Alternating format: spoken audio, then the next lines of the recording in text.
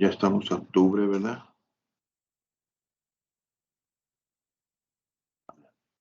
Octubre.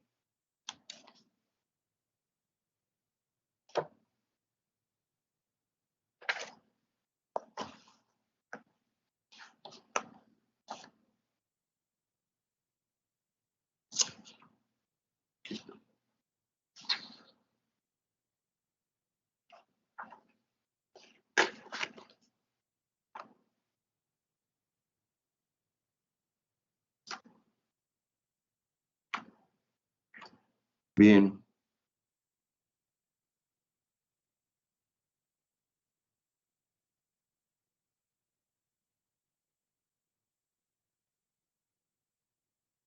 Luis José Aguilera.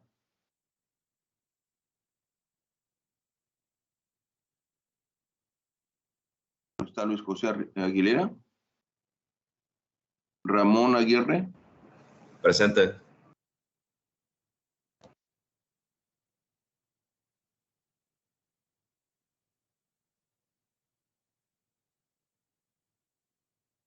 René Tadeo Calleja. Presente, doctor. Lisette Castro Ruiz. Presente.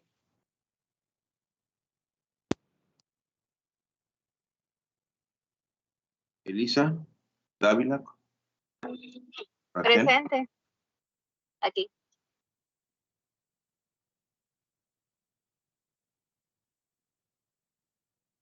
Carmen Dolores Gándara. ¿No está?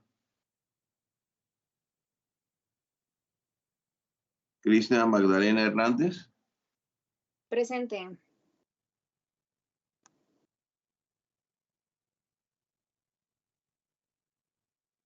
Marco Aurelio Lizárraga.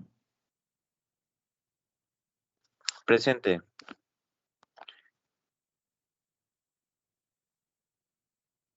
Eric Gerardo López.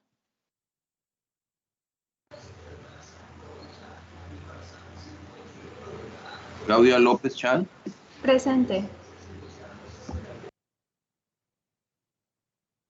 Mariela Mesa. Presente. Diana Luisa Molina.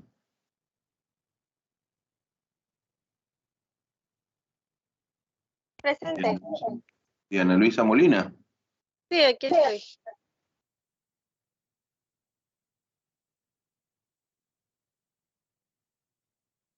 Ricardo Alexander Montes. Presente, doctor.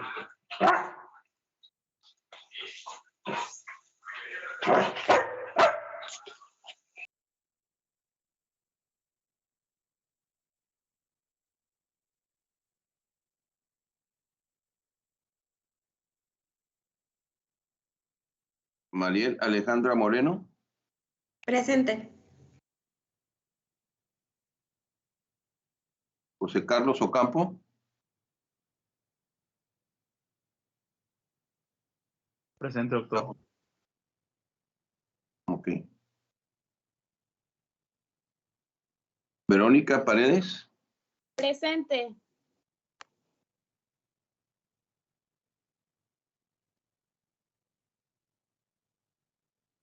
Luz Karina Reyes. Presente.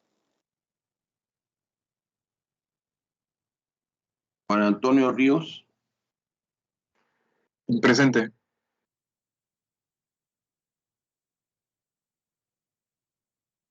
Cristian Rivera.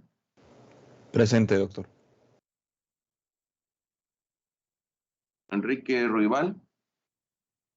Presente.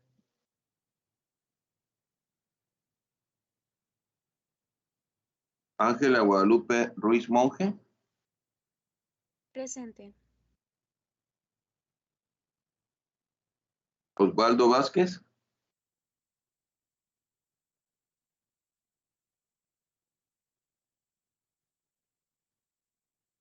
Arturo Villanueva. Presente, doctor. José Wong. Presente.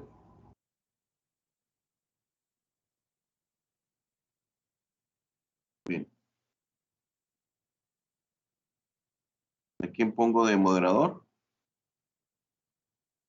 A mí, doctor, por favor. Cristian. Sí, Levantame la mano, Cristian. ahí está.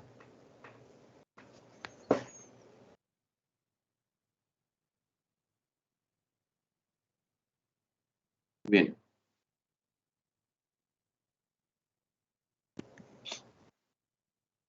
¿Quién más va a exponer? ¿Usted y quién más? Y Juan Ríos.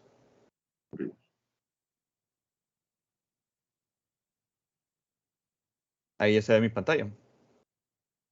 Está por verse.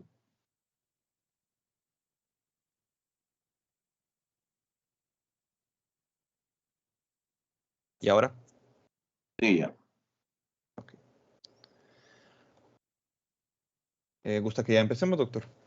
Un momentito. Un momentito. Sí.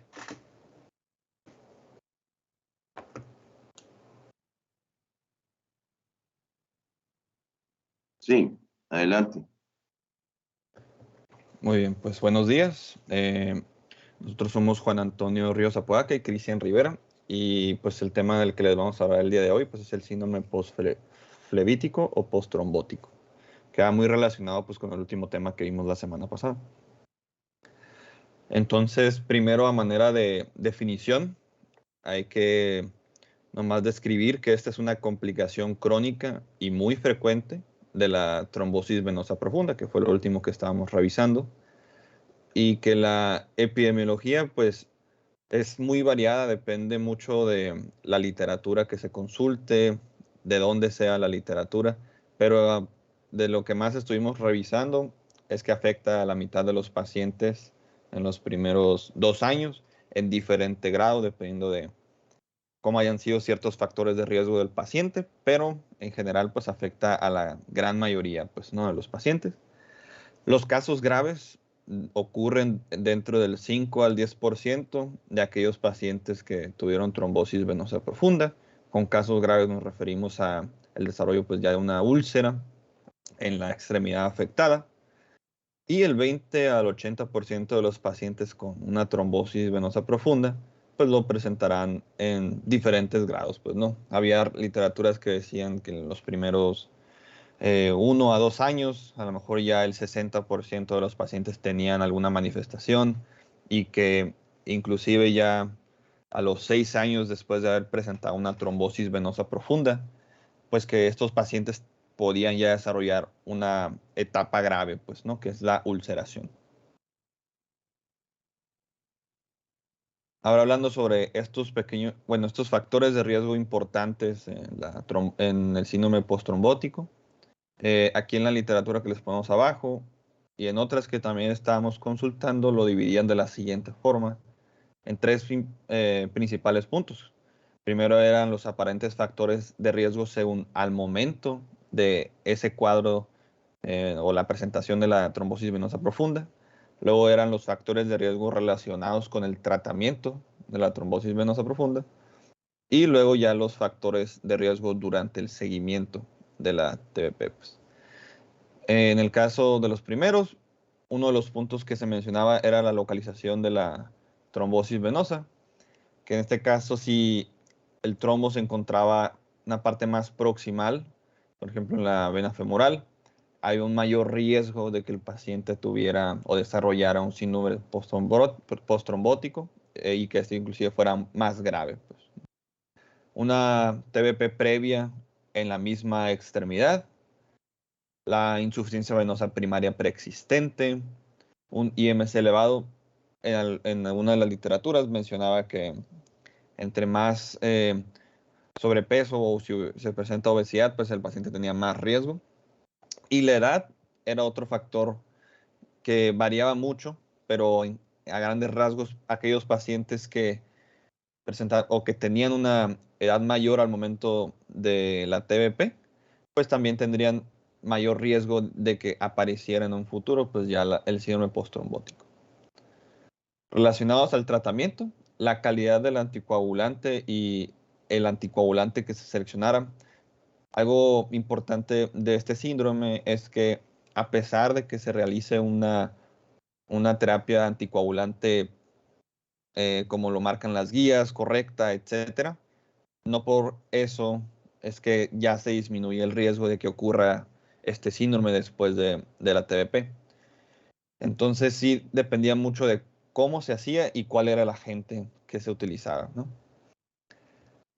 Y en los factores durante el seguimiento, pues si es un paciente que ya tuvo en esa misma extremidad un cuadro de una trombosis venosa profunda y vuelve a ocurrir, pues obviamente el riesgo va a ser mayor, porque ahorita lo vamos a checar en la fisiopatología. La persistencia de signos y síntomas después del primer episodio y que se vea en ultrasonido trombos residuales, que esto va muy de la mano con la fisiopatología y ahorita lo explicaré. Y una elevación persistente de dímero D también nos puede guiar a mayor riesgo en que se desarrolle en unos años, ¿no? El síndrome postrombótico. Entonces, recalcar, la incidencia es alta, más de lo que inclusive podemos pensar, aún utilizando pues una terapia anticoagulante adecuada. Los síntomas pueden ir desde leves, con nomás leves molestias, hasta ya un dolor crónico que afecta mucho la calidad de vida de los pacientes, inclusive comparándolo con otras enfermedades como la insuficiencia cardíaca. Y esto pues obviamente representa un gran gasto para la salud pública, porque es cuestión de tratar a estos pacientes y darles un seguimiento, terapia, etcétera, pues, ¿no? Bueno, en la fisiopatología, pues siempre esto ocurre después de un cuadro agudo, pues de una trombosis venosa profunda, y se basa en la hipertensión venosa y en la reducción de la perfusión en el miembro que está afectado, ¿no? Entonces lo primero que ocurre es la TBP, y aquí recordar que en la fisiopatología, cuando el trombo tapa, en este caso pues una vena, por ejemplo, pues ocurre una reacción inflamatoria. La reacción inflamatoria va a causar un daño en las válvulas de esa extremidad. Entonces, el daño a las válvulas, y eso agregado con que cuando nosotros tratamos pues una terapia, con terapia anticoagulante, un trombo, eso no está todavía al 100% descrito cómo ocurre todo el proceso de lisis y demás, pero se sabe que en realidad siempre quedan trombos residuales, pues, ¿no? Entonces, dependiendo del tamaño, de la ubicación, etcétera, de este trombo, va a ser también un factor que predispone a un mayor riesgo de que se desarrolle ya el síndrome postrombótico, agregado pues con el daño valvular. Entonces ocurre un daño a las válvulas por la trombosis, y dependiendo del tamaño del trombo que quede después de la terapia anticoagulante, combinado estas dos cosas, van a llevar a una hipertensión venosa en esta extremidad. Y esto pues a grandes rasgos provoca problemas en la perfusión, una hipoxia tisular, y también aumenta la permeabilidad de este nivel, pues, ¿no? En la vena, por ejemplo, y pues va a haber un mayor intercambio de diferentes moléculas que al final van a llevar al estado inflamatorio, bueno, al edema que se observa, y también los otros signos y síntomas de la enfermedad, como el eritema y el dolor crónico, pues, ¿no? Entonces, básicamente se basa en esto, y termina en una fibrosis de las paredes musculares, que al final pues agrava más todo esto, y por eso se lleva a los últimos ya estadios del síndrome, en donde puede ocurrir una ulceración. Pero pues básicamente se basa de una lesión en las válvulas, el trombo residual que lleva una hipertensión venosa, y así. Y ya viéndolo en el cuadro clínico, pues como ya les mencioné, ¿no? Es muy variado y puede ir desde síntomas, entre comillas, leves, hasta ya una presentación grave, como lo son las úlceras, pues, ¿no? Entonces, es similar a la insuficiencia venosa primaria, y los síntomas son estos que se enlistan aquí, que es el dolor de la pierna, la sensación de pierna pesada, la fatiga, la hinchazón del miembro afectado, el eritema, la cianosis, las telangiectasias, todo esto, pues, considerando la fisiopatología que ya mencionamos. Y ya, pues, en el último de los casos, lo peor que se puede presentar, el cuadro más severo, pues, son las úlceras, pues, ¿no? También considerando pues la fisiopato, estos síntomas pueden empeorar durante la bipedestación y se mejora la sintomatología pues cuando el paciente está en reposo. Voy a mutear rapidito.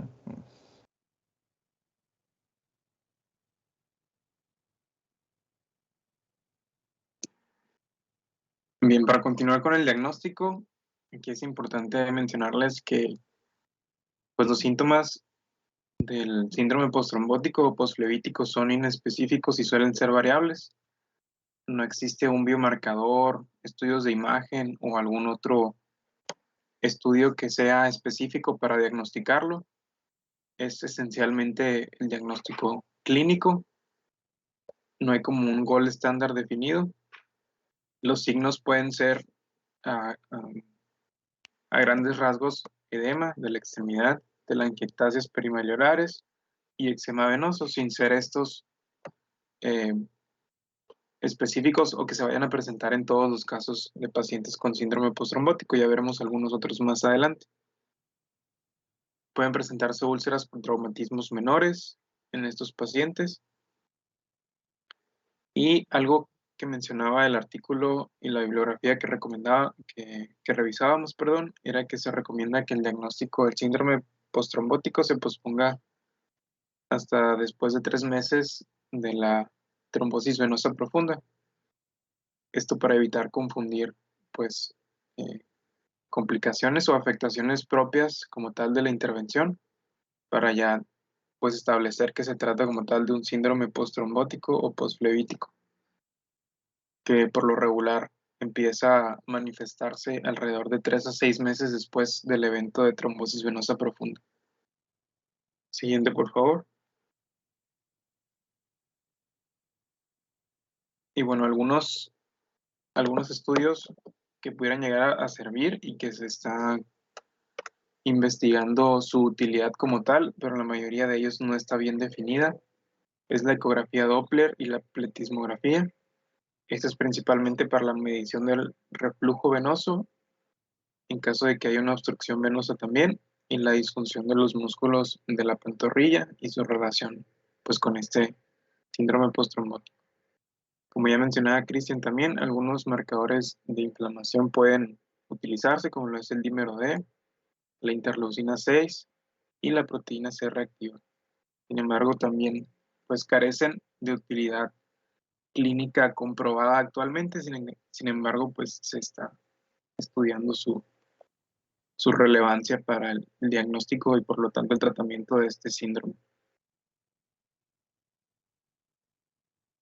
Y la ISTH, que es la Asociación Internacional de Hemostasia, recomienda el uso del Villalta Score o escala de Villalta, que esta se basa en la estadificación del síndrome postrombótico en leve, moderado y severo, en donde a partir de los hallazgos, de los síntomas que el paciente refiere y de los signos clínicos que podemos percibir en ellos, otorgamos una puntuación a cada uno de estos hallazgos, como pueden ser en síntomas el dolor, en caso de que sea leve, moderado o severo, pues otorgamos 1, 2 o 3 puntos respectivamente. De igual forma calambres, pesadez, parestesias, prurito.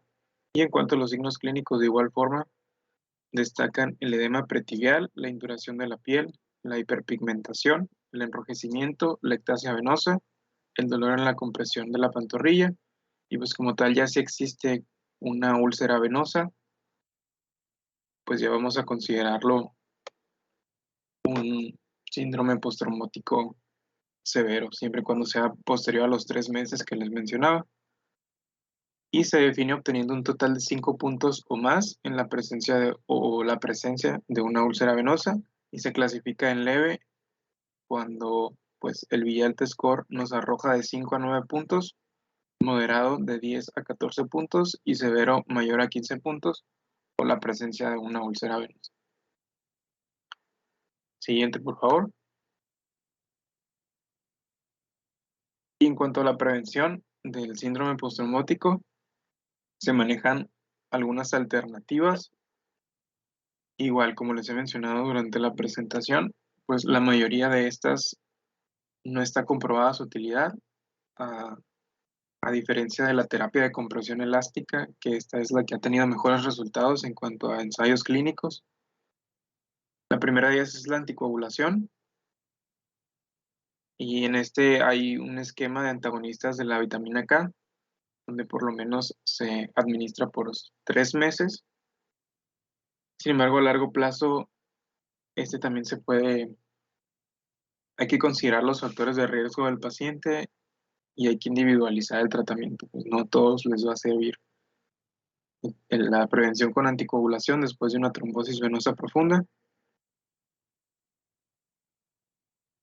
Y en caso de que el paciente tenga factores de riesgo, pues esta anticoagulación puede prolongarse.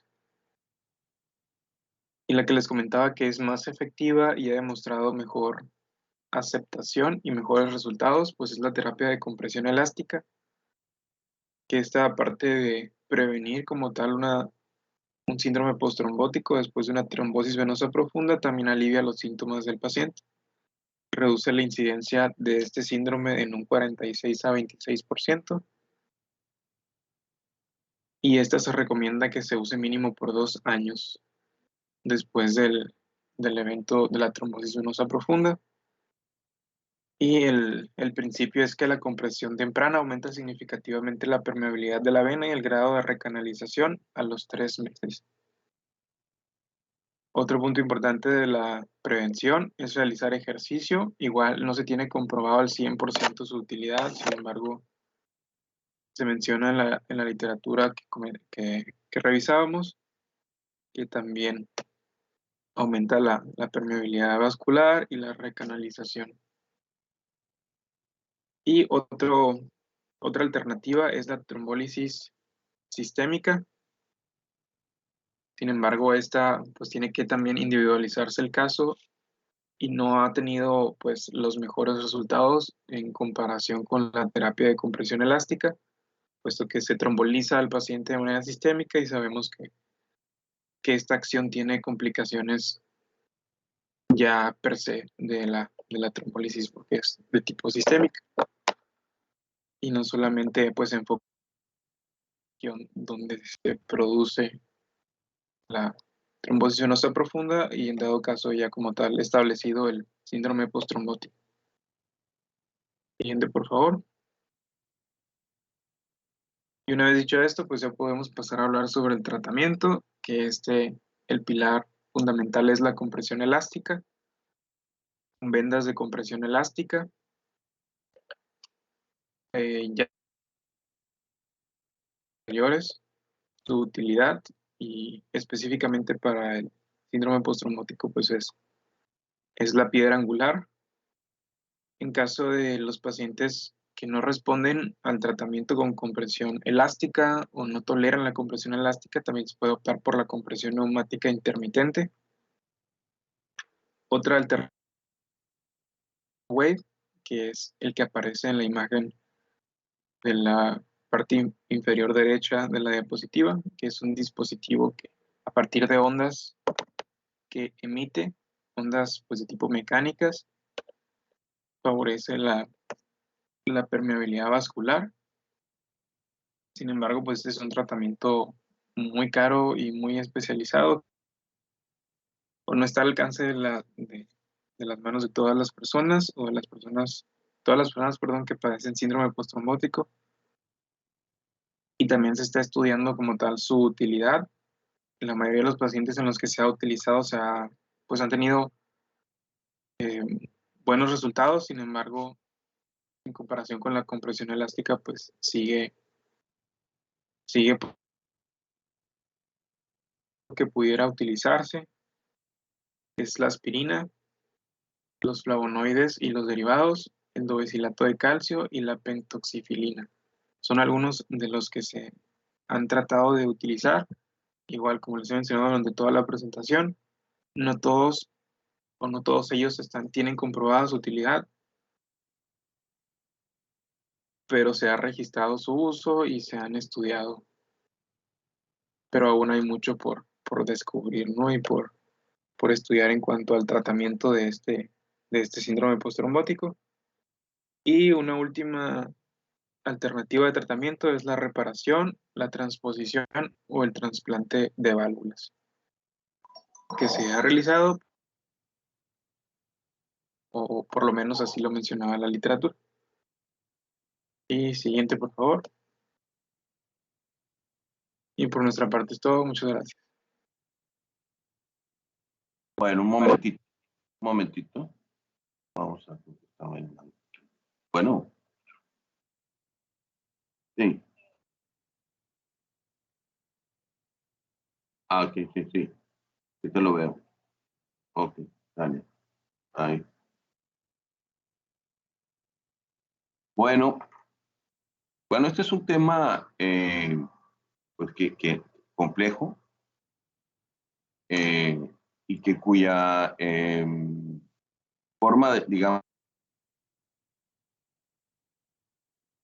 de prevención todavía está muy actual, todavía está, lo hacemos a través después de la deambulación temprana, de la anticoagulación del paciente para prevenir la trombosis venosa profunda, ¿verdad? ¿Me puedes poner la primera diapositiva de ustedes, por favor? Bueno, el desarrollo del síndrome postrombótico también se ve más todo cuando existe un compromiso de la trombosis venosa femoral, pero que también involucra la ilíaca, ¿no? Incluso cuando es iliofemoral, es más ostensible ese síndrome. Porque cuando existe nada más en la vena femoral superficial, pues hay forma de que la vena safena lo compense, ¿verdad? Y a través de esa salida de la vena safena interna, lo puede compensar. Todo depende de la carga del trombo, ¿no? Es un trombo muy grande que involucra una gran extensión dentro de ese eje iliofemoral popliteo. Entonces se desarrolla pues el síndrome postrombótico, ¿no? Actualmente, bueno, vamos a ver qué dice aquí. Es una de la trombosis venosa profunda, ¿sí? Muy bien, pásame la que sigue, a ver. Entonces les decía, se ve más en pacientes con trombosis venosa iliofemoral. Los factores de riesgo, la localización de la trombosis venosa profunda, ¿sí? En ese segmento que les digo, una trombosis venosa profunda previa, ¿sí? Son en lo que más hemos visto en la práctica es esas que he mencionado, ¿no? El sobrepeso, pues el masa corporal elevado, pues influye, pero no es algo así determinante, ¿no? Porque no, bueno, yo me refiero a que también no es, en los pacientes muy gorditos, pues no está tan frecuente.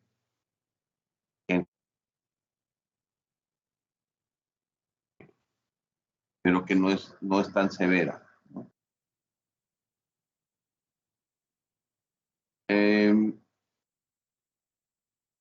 Estos factores de riesgo relacionados al tratamiento de la trombosis venosa profunda. Bueno, el paciente hay que definitivamente cuando se detecta la venosa iliocava, pues se anticoagula, ¿verdad? Y ahorita las preferencias son, primero se da la enoxaparina, 60 miligramos cada 12 horas, dependiendo del peso del paciente, se calcula 1 miligramo por kilo de peso. Y la terapia de compresión, como bien acabas de mencionar, cuidar al paciente que se va a someter a una cirugía mayor. En todos estos aspectos, la prevención, la anticoagulación profiláctica y el uso de medidas de compresión. la deambulación temprana.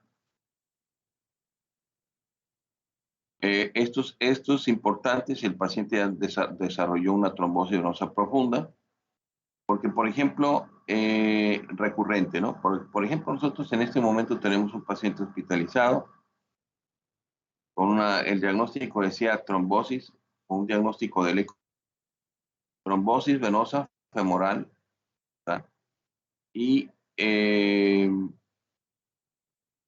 pero que respetaba la poplitea, ¿no? La poplitea estaba libre. Se desinflamó muy rápidamente, como las 48 horas de hospitalizado el paciente, pero porque está con tratamiento anticoagulante, ¿verdad? Pero resulta que el paciente tiene 85 años y tuvo un sarcoma muscular, ¿no? O de músculo maligno en la espalda hace 13 años. Entonces, no hay que olvidar que la manifestación de un cáncer, ¿no? Sobre todo si el paciente tiene 85 años, o sea, ya está en el rango de edad que tuve, en el que va a aparecer un cáncer por ahí. Y entonces el paciente, cáncer, antecedentes de cáncer, la edad. Entonces comenzamos a hacerle un escrutinio amplio, con tomografía de tórax, TAC de abdomen y pelvis. Y resulta que sale en la tomografía de tórax que tiene un trombo en la arteria pulmonar. Porque pusimos en reposo absoluto, no lo siguió al pie de la letra el fin de semana y el paciente está hospitalizado desde el jueves o viernes, la semana pasada, o sea que tiene una semana. Y nunca desarrolló insuficiencia, ¿verdad? Sin embargo, el TAC ya tiene una trombosis de la arteria pulmonar. Entonces, con esto lo menciono. Y también se menciona en la TAC, la tomografía de pelvis, el trombo moral, sino está en la ilíaca, ¿verdad? Entonces, es un hallazgo, un descubrimiento que tiene una trombosis venosa ileofemoral en realidad, ¿verdad? Y entonces este paciente es de los que están en ese tipo de riesgo, pero a veces en la evolución y en la del trombo, pues se logra repermeabilizar la vena y hay una buena evolución. Actualmente, a ver la que sigue. No. Bueno, estos casos sí son los típicos, ¿verdad? Hay dermatitis ocre, hay edema, ¿verdad? Y fibroedema. Se conoce como fibroedema, este edema duro que está perimaleolar, ¿verdad? Desencadenado por la inflamación crónica, por la presencia, pues, de esa inflamación crónica que va desarrollando la fibrosis dentro de, ¿verdad? Generalmente el tejido, pues, adiposo alrededor del subcutáneo, ¿verdad? Y hace que este aspecto leñoso de la pierna tenga un edema duro, en fin. La que sigue, por favor. La escala de Villalta se sigue manejando, es una muy buena, ¿verdad? Y nosotros, la semana pasada, como les comenté, estuvimos en un entrenamiento para el equipo de la Angiojet y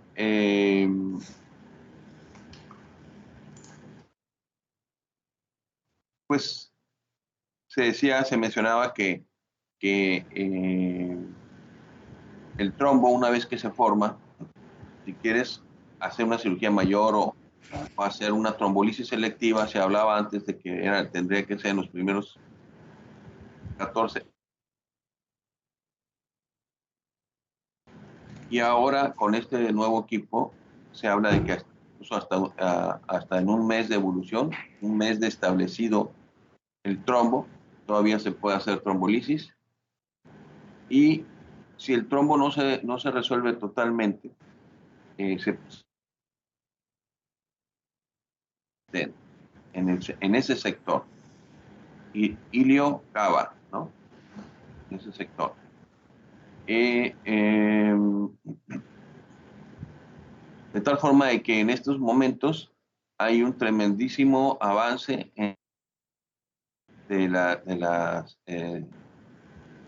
digamos que de la trombosis venosa profunda en los miembros inferiores. Hay un avance tremendo en el tratamiento actualmente y se conoce como trombolisis fármaco-mecánica. La que sigue, por favor. El trombo, bueno, los síntomas son muy severos. Esta enfermedad incapacita mucho al paciente y hay una ausencia laboral muy grande. Nosotros actualmente, todos estos cambios que ven aquí, lo manejo yo con el Viscopaz, o sea, la bota de una, y el vendaje compresivo, ¿no? Ponemos la bota de una y encima al paciente se le puede explicar que con esto puede incluso andar caminando, ¿no? Puede estar pendiente, digamos que desarrollar una labor o una media jornada en ese sentido, ¿no? Le damos antibióticos vía oral y antiinflamatorios y le damos un flebotónico que usamos, es la Zulodexida, que es el Beseldue F. Lo damos en tabletas cada 12 horas e incluso hay una presentación en ampolletas, 10 ampolletas, una diaria, para favorecer la cicatrización. 10 inyecciones, una diaria de Beseldue F. Pásame la que sigue, a ver. Bueno, los diagnósticos, el diagnóstico pues es actualmente el ecodoppler es el gold estándar, como ya mencionaron, el ecodoppler venoso, y en el momento de la trombolisis pues se hacen flebografías, ¿no? Ahí en la sala en el quirófano. También se pueden hacer hospitalizado, una flebografía se siguen haciendo y es la indicación para hacerla, aparte del ecodoppler se puede hacer una flebografía. El que sigue. Bueno, aquí está el score de Villal. Es muy bueno para también hablar de la severidad, ¿verdad? De la severidad del problema. Lo que se ha visto también en cuanto al tratamiento, aunque nosotros no tenemos experiencia en eso, de válvula, de un segmento de vena que se quita de la vena subclavia o axilar, sano, y se coloca ese segmento de vena con válvula sana, se coloca en la vena poplitea, en su segmento alto de la vena poplitea, por arriba, en su segmento que está por arriba de la rodilla. Se coloca ese segmento de vena con una válvula sana.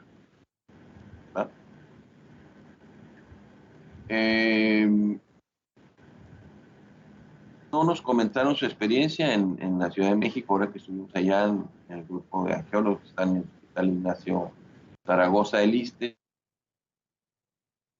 de este tipo de cirugía de trasplante valvular, ¿no? O de valvuloplastía, ¿no? Sino que más bien lo que están haciendo es la trombolisis fármaco-mecánica.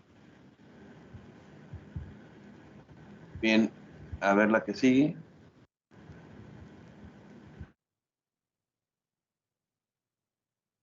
Pues el que más usamos es el Viscopaz. Lo usamos muchísimo en la semana. Yo creo que coloco unas 8 vendas de Viscopaz por semana, así que las llevo colocando. Porque no solamente lo usamos para las úlceras, sino también para el eczema, ¿verdad? Está muy buen resultado. las personas con prurito de miembros inferiores que se empiezan a rascar y que se desarrollan un eczema allí en piel de la pierna, le funciona muy bien a Escopaz. Bien, aquí mencionas de la trombolisis sistémica, pues es lo que ya hemos mencionado. En un mes, hasta un periodo de un mes, todavía puedes someterlo a con este equipo de la angiojet, a esta trombolisis, ¿verdad? Sistémica, en la cual se hace con alteplase a 0.3 por kilo de peso. En estos catéteres de la angiojet tienen un doble catéter, es decir, por dentro, en el cual por esa vía se baña el trombo con alteplase, ¿verdad? Se baña unos 10 minutos o hasta media hora, lo pueden estar ahí estirando. Y después entra el otro catéter, ¿verdad? Con una especie de rotor que va ahí lo va absorbiendo. Y va repermeabilizando la vena, hasta repermeabilizar la vena. Aquí las complicaciones que se han visto es que como hay una gran pérdida de líquido y una hemólisis, pues puede haber insuficiencia renal, hay que estar cuidando el riñón aquí. En estos casos, el paciente tiene que estar bien hidratado, incluso todavía 48 a 72 horas después del procedimiento. Bien, ¿hay alguien? ¿Tienen alguna pregunta? ¿Manejaste a ver la siguiente? Que hables de tratamiento. Bueno, el vendaje completo. Las medias de compresión que más usamos no tienen punta. No, es una venda para colocar la media hay que medir la pierna. En la pierna se toman 3 perímetros, ¿no? El perímetro de la pierna por arribita del tobillo y el perímetro en la pantorrilla, el más ancho, y los perímetros para elegir el tamaño de la vena, de la media, perdón, ¿verdad? Y hay medias que ya están viniendo medias con un zipper, sobre todo para la gente mayor, que ya no les cuesta trabajo agacharse para ponerse una media, ¿no? O si está muy, muy apretada, pues no se la ponen. Entonces, todos esos hay que estar pendientes para que pueda usar la media, sobre todo el paciente mayor. La anticoagulación nosotros la dejamos nada más hasta 6 meses y después ya continuamos con tratamientos con aspirina, con flavonoides, y hacemos mucho énfasis en el uso de la media. Es un tratamiento más que nada conservador, aunque ya no tarda también en desarrollarse, así como ya se están poniendo los stent, entonces hay que poner válvulas intravenosas sintéticas, tanto en la vena ilíaca como en la vena apócrifa. Ya no tarda eso en llegar. Como se están poniendo los stent, se van a poder poner válvulas sintéticas, ¿verdad? O un stent con una válvula incluida. Bien, aquí ya mencionaste la transposición o el trasplante de válvulas aquí en esta parte, ¿sí? ¿Tienes otra? ¿Otra diapositiva? Ok. Bueno, muchas gracias por participar. ¿Tenemos otro tema? Sí, tenemos sistema linfático. Ok. Vamos a ver aquí.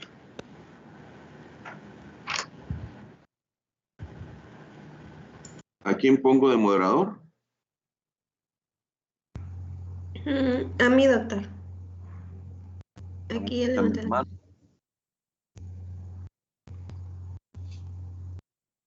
Mariela Alejandra. Moreno. Sí.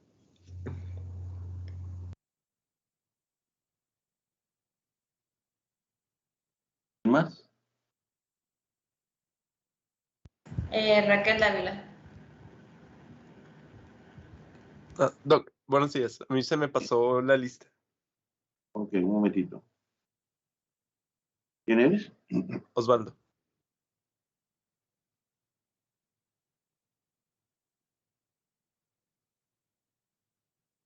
Muy bien. A mí también, doctor. A ver, ¿quién eres? Gándara. Gándara. Estamos completos. A mí también, doctor, por favor. ¿Quién eres? Aguilera. Gracias. Aguilera. Muy bien. Gracias. Ok. Bueno, les aviso que hoy también tengo a las 11 una cirugía de safenectomía en el Hospital Chávez para los que les toque ir a la práctica. A las 11, quirófano de Hospital Chávez. Nos vemos en la sala de espera que está por la entrada antes de las 11 o a las 11. Ahí nos vemos. Bien. Bueno, ya pusieron, ¿no? Ya tienes el control ahí. Sí, ya inicio. Sí. Bueno, nosotros vamos a hablar sobre el sistema linfático. Pues, a modo de introducción, es un sistema unidireccional compuesto por un grupo de células y tejidos y órganos que vigilan las superficies corporales y compartimentos internos con fluidos y que reaccionan frente a la presencia de sustancias potencialmente nocivas. En sí, la como ya lo mencioné, que simplemente transporta el exceso de líquido tisular de regreso al torrente sanguíneo. Esta red pues estabiliza el líquido intercelular móvil y el microambiente de la matriz extracelular para así asegurar la integridad y la función celular del parénquima. El sistema linfático está compuesto por conductos vasculares, así como órganos linfoides, incluidos los ganglios linfáticos, como se pueden ver aquí pues en la imagen. El vaso, las placas de Peger, el timo y las amígdalas nasofaringeas, y elementos celulares que circulan en la linfa líquida como linfocitos y macrófagos. Estas células pues son migratorias y atraviesan la barrera de los capilares sanguíneos junto con una multitud de inmunoglobulinas, complejos de proteínas plasmáticas, citocinas, y pues estas entran en los vasos linfáticos para regresar al torrente sanguíneo. Más adelante pues le voy a hablar con un poquito más de, con más explicado cada una. Y bueno, en sí el desarrollo embrionario del sistema linfático, pues comienza a formarse a finales de la 5ª semana de gestación, aproximadamente 2 semanas después del sistema cardiovascular.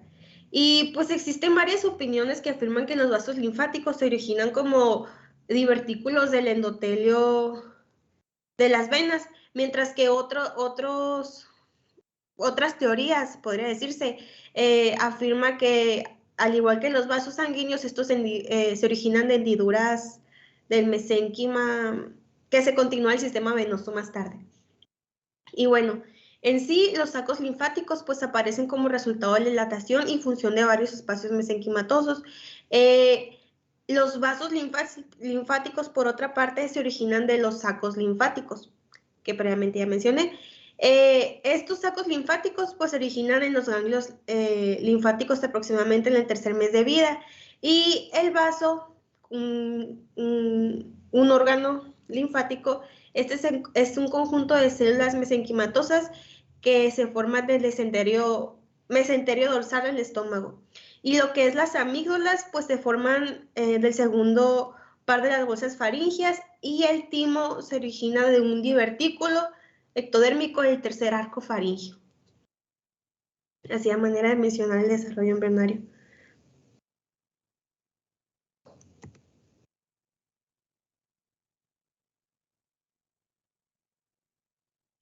Y bueno, histológicamente, pues es difícil distinguir entre los vasos sanguíneos y linfáticos, aunque estos suelen ser aunque los vasos linfáticos tienen características como que suelen ser de paredes delgadas y tortuosos, y pues tienen un ancho, un lumen y un lumen más irregular que los vasos sanguíneos, y pues en gran parte carecen de glóbulos rojos, que es por lo que se podría diferenciar un poquito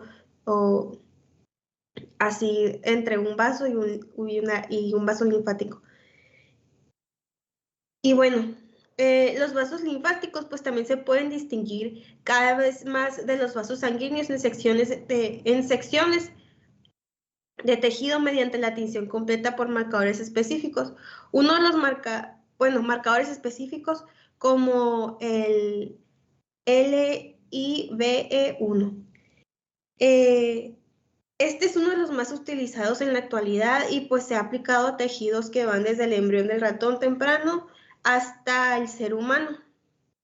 Y pues este resalta los vasos colectores y los capilares linfáticos. Y bueno, otro marcador fuerte que se localiza en el núcleo de las células endoteliales linfáticas es el PROX1, y este pues se adapta a múltiples tejidos en el factor de la transcripción en caso de los marcadores específicos. Y pues una forma también histológica de poder diferenciar entre vaso sanguíneo y linfático, se utiliza una forma de tinción que es el factor 8, el marcador endotelial, o el factor de von Willebrand.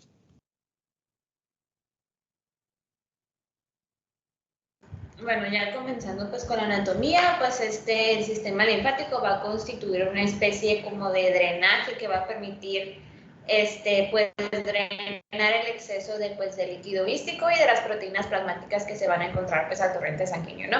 Así también como eliminar desechos procedentes de la descomposición celular y pues de las infecciones. Los principales componentes, pues como mencionó mi compañera al principio, pues tenemos una red de capilares linfáticos, que es como el que se muestra ahí la imagen, lo que son los de color verde, que estos pues se van a originar en un fondo ciego en los espacios pues extracelulares de la mayoría pues de los tejidos, ¿no? Están conformados por un endotelio fino y pues van a carecer de membrana basal. Y pues el líquido vístico pues va a poder penetrar muy fácilmente a estos capilares linfáticos.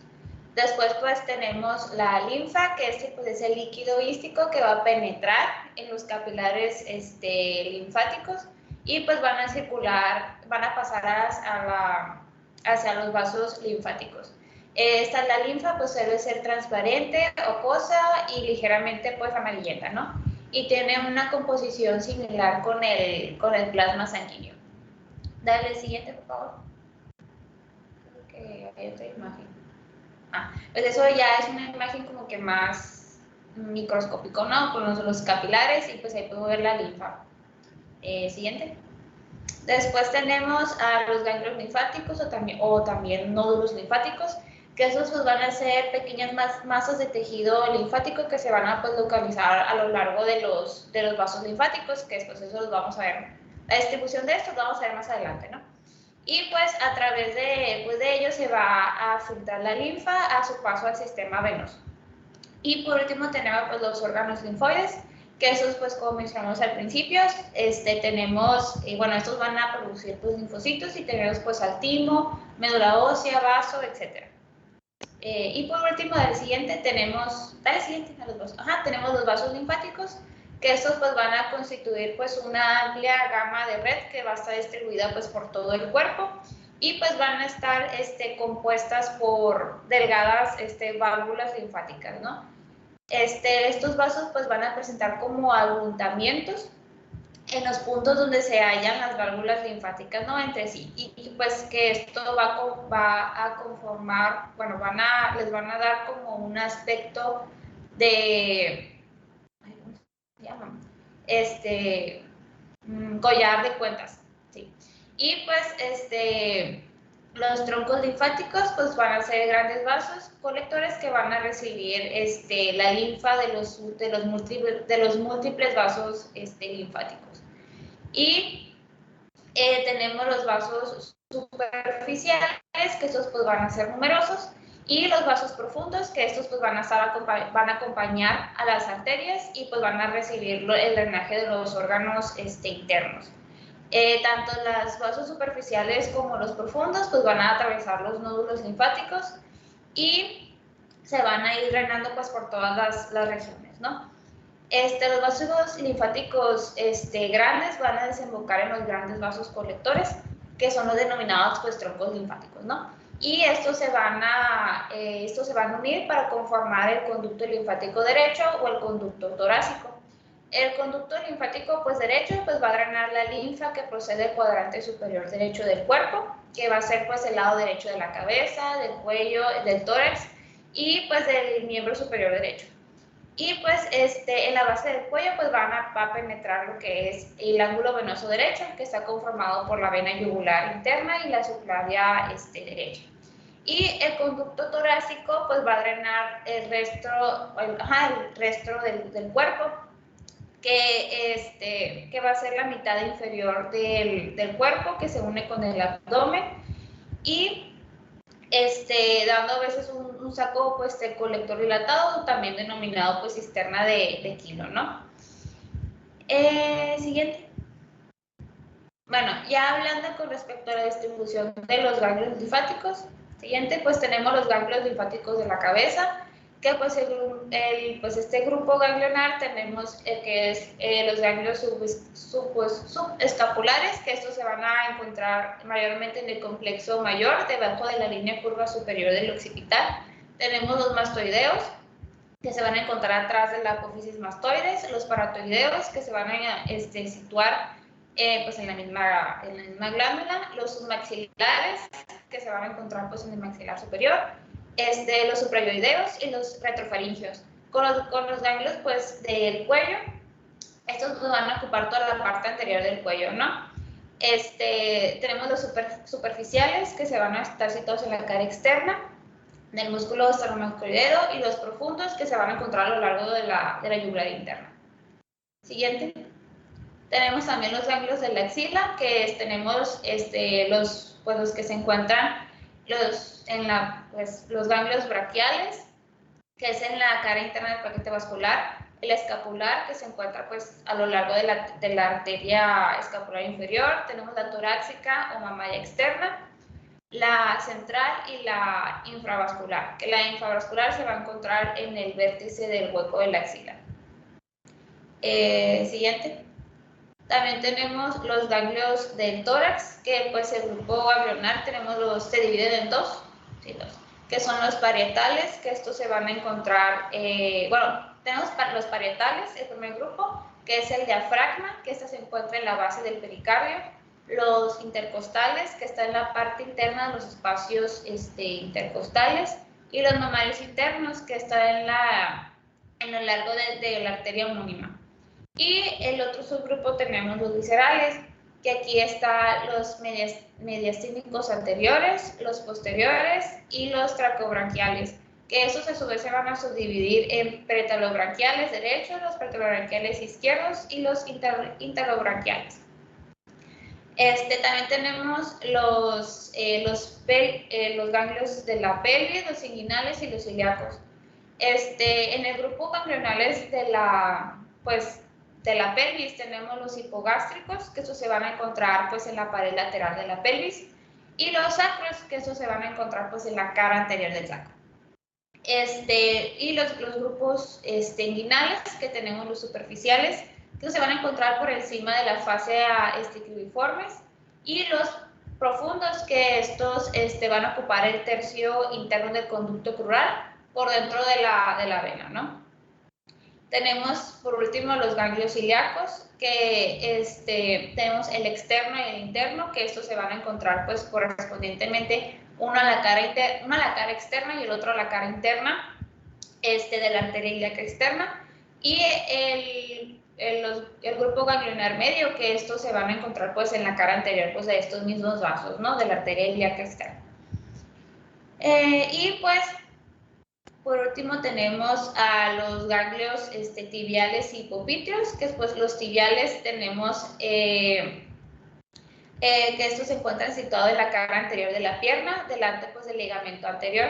Y los popícleos, que estos pues van a ser 4 y se encuentran todos van a estar pues supraponeróticos. Y esos van a estar colocados en la convergencia de la vena safena externa, ¿no? Junto con la vena popíclea.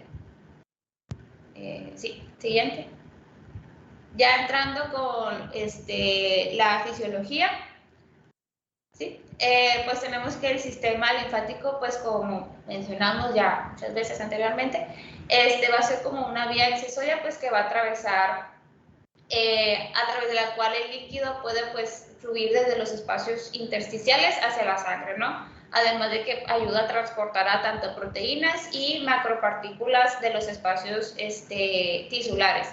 Casi pues como vimos, pues a la anatomía, se puede encontrar mayormente en todos los tejidos, en todos los órganos, con excepción a las partes superficiales de la piel, al sistema nervioso central y el endomismo de los músculos y huesos.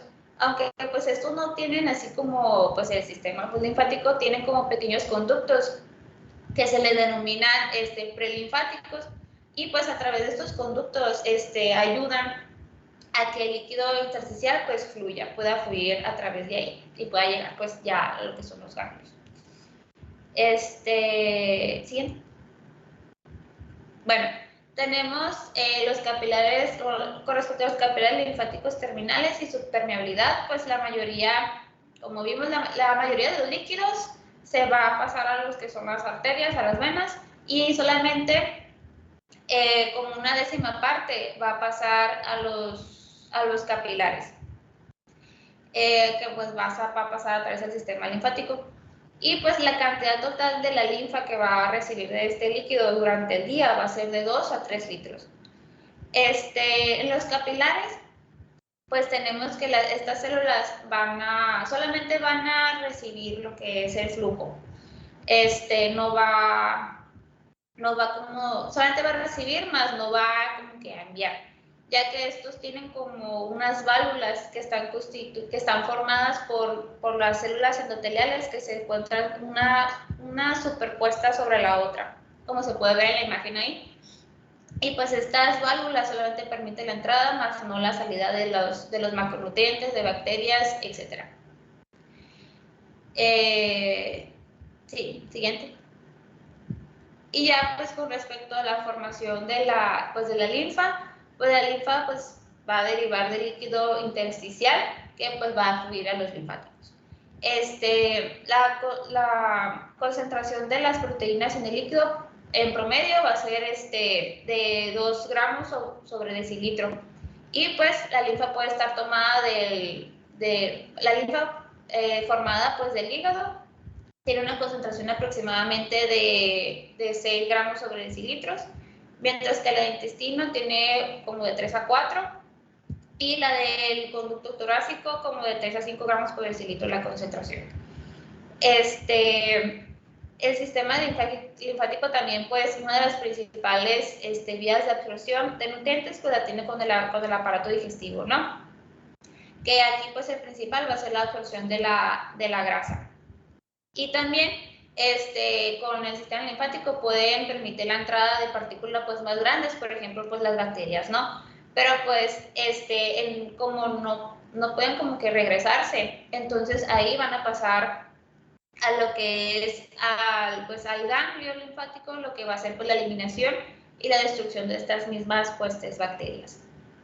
Siguiente. Y pues con respecto a la velocidad ya del flujo linfático, pues en reposo va a pasar de 100 mililitros por hora en el flujo a través pues del conducto torácico, ¿no? Hay otros canales que van a pasar 20 mililitros por hora, y pues en total más o menos el estimado pues de la velocidad va a ser 120 mililitros por hora o de 2 a 3 litros al día. Siguiente.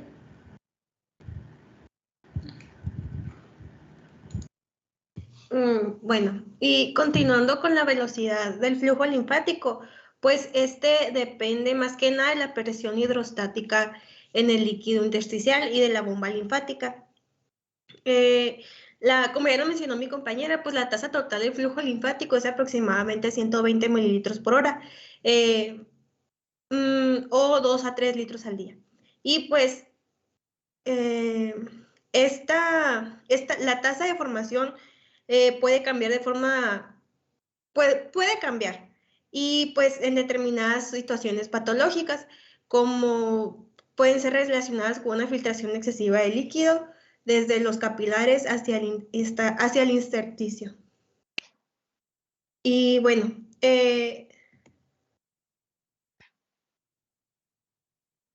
el aumento de la presión hidrostática en el flujo, en el líquido intersticial incrementa el flujo linfático. Con presiones hidrostáticas normales en el líquido intersticial, por debajo de la presión atmosférica, el flujo linfático es muy bajo. Y bueno, a medida que la presión aumenta más de 20 veces,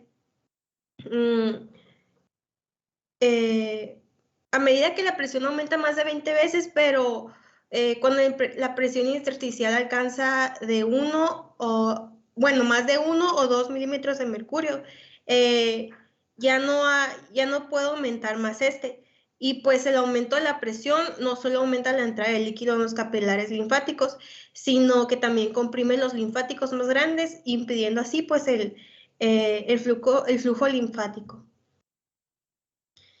Y bueno, la bomba linfática pues aumenta con el flujo linfático. En el cuerpo hay válvulas en todos los vasos linfáticos. Como ya lo mencionó mi compañera, pues están como que superpuestas estas pequeñas válvulas. Válvulas. Además, cada segmento del vaso linfático, pues entre válvulas sucesivas, funciona como una pequeña bomba automática independiente. Esto quiere decir que incluso un llenado muy pequeño de cada segmento va a producir o va a provocar una contracción, con lo que el líquido se bombea a través de la válvula siguiente. Por ejemplo, aquí se llena poquito de líquido, provoca una contracción y se llena la siguiente. Y pues así sucesivamente. Hacia el siguiente segmento linfático, y pues este se llena de manera hasta que también se contrae unos segundos. Y bueno, esta acción de bombeo impulsa la linfa hacia adelante hasta llegar a la circulación. Además, pues existe un bombeo por compresión externa, que es cuando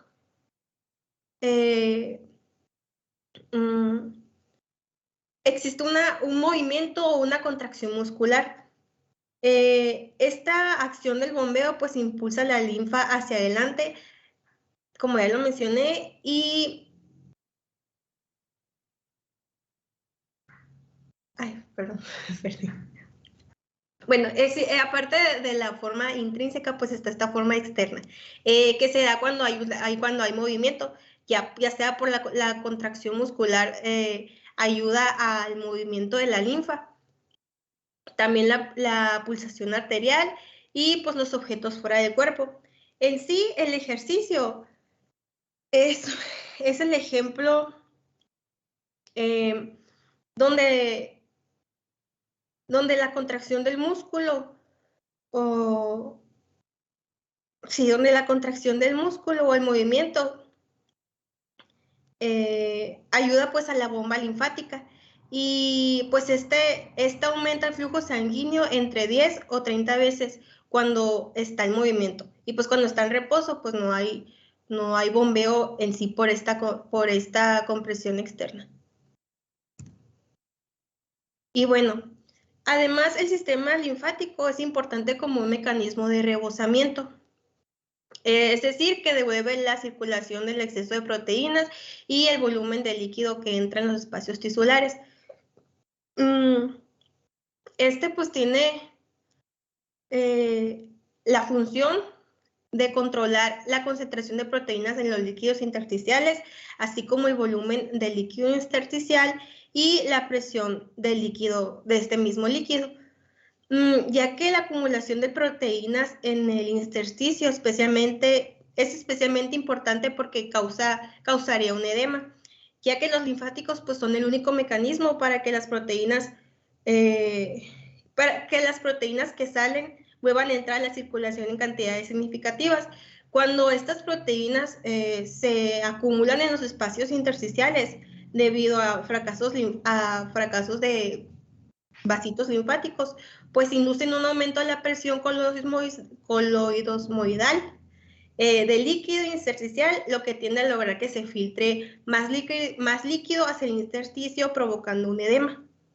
Y pues este también es un funcionamiento muy importante del sistema linfático. Y por nuestra parte sería todo. Bien. Muy bien, muy buena exposición. Bueno, aquí lo que hay que comprender es que el sistema linfático es un complemento del sistema sanguíneo que sirve precisamente para filtrar proteínas de alto peso molecular, ¿verdad? Y también es un sistema que sirve para que el sistema sanguíneo compense bien su volumen sanguíneo, ya que el sistema linfático puede manejar dentro de su volumen incluso hasta de 4 a 6 litros de linfa, ¿no? Entonces esto hay que tenerlo importante porque es un intercambio que hay entre el plasma, entre el sistema sanguíneo y el sistema linfático. Bien, cuando hay obstrucciones, pues como vemos en el linfedema, que ya vamos a ver más adelante, hay un cuadro tremendo de edema, del linfedema. Ya lo veremos en su clasificación. Y nosotros hemos tenido pocos casos de linfedema, pero sí se presenta. Todavía en la patología linfática o el tratamiento de la patología linfática todavía está muy en pañales. Ya lo veremos cuando hablemos de este tema del linfedema. Bien. Doctoras, muchas gracias por su esfuerzo, por su exposición, y muchas gracias por participar. Nos vemos al equipo que le toca en la práctica, por favor. Muchas gracias. Claro, doctor. Nos vemos. Gracias, Adán. Muchas gracias. ¿Quieren